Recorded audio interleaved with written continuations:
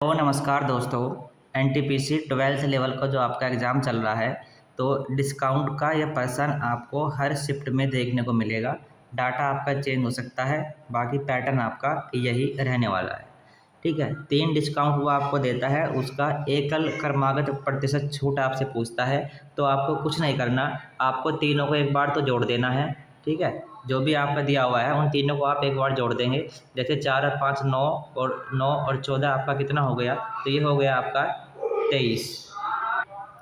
इस 23 में से आपको घटाना है, इन तीनों की दो दो के जोड़े बना करके गुणा करनी है और डिवाइड बाई 100। ठीक है, ये आप मन में भी कर सकते हो। इनकी गुणा करो और 2 स्थान छोड़कर पॉइंट लगा करके।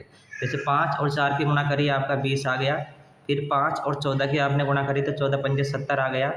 फिर प्लस 14 और 4 की करी, 14 चौका 56 आपका ये आ जाएगा।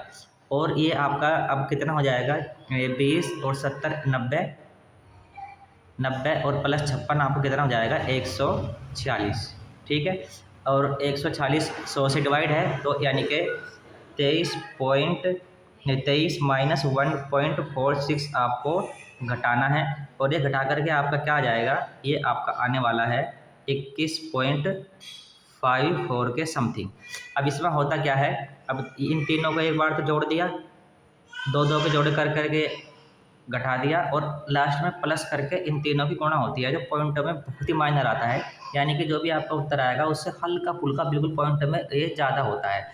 तो 21.54 से हल्का सा ज़्यादा कौन सा है इसमें, 21.57। ठीक है, पॉइंटों में ही ज़्यादा होगा, इसको आप इग्नोर भी कर सकते हैं। तो आपका 21.54 के आसपास 21.57 आपका राइट आंसर ये आपका यहाँ पर हो जाएगा।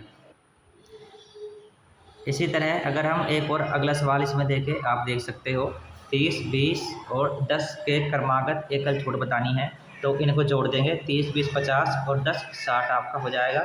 ठीक है, इसके बाद घटाना है, इन तीनों की अलग अलग गुणा करनी है। 20 एक बार तो इन दोनों की, एक बार इन दोनों की, और एक बार आपकी इन दोनों की गुणा करनी है, जोड़ देना है और 100 से डिवाइड कर देना है, या फिर 2 अंक छोड़ कर पॉइंट लगा देना है। तो 20 या 60 आपका हो गया 600। ठीक है, फिर 20 और 10 की हो गई 200। फिर आपका प्लस हो गया 10 और 30 की हो गई आपकी 300। तो ये 600 200 800 और 300 1100, यानी ये 1100 आपका बन जाएगा। 2 अंक छोड़ के अगर आप पॉइंट लगाएंगे इसमें, तो ये आपका बन जाएगा 11। तो 60 में से आपको क्या घटाना है, 11 घटाना है। तो 11 घटाने के बाद आपका कितना आ जाएगा, ये आ जाएगा 49 एग्जैक्ट।